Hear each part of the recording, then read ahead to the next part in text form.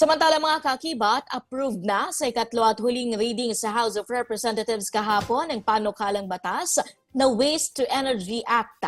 Sinangayunan sa plenary session ang pagpapasa sa House Bill 9157 na may 255 affirmative votes, 6 na negative votes at 3 abstentions.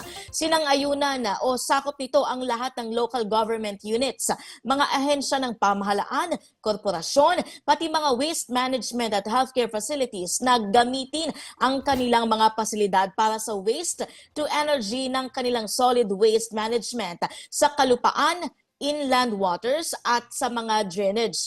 Igigiit nito ang reduce, reuse, recycle at iba pa mga prosesong nakabatay sa mga standards ng bill kapag ito ay ganap ng naging batas.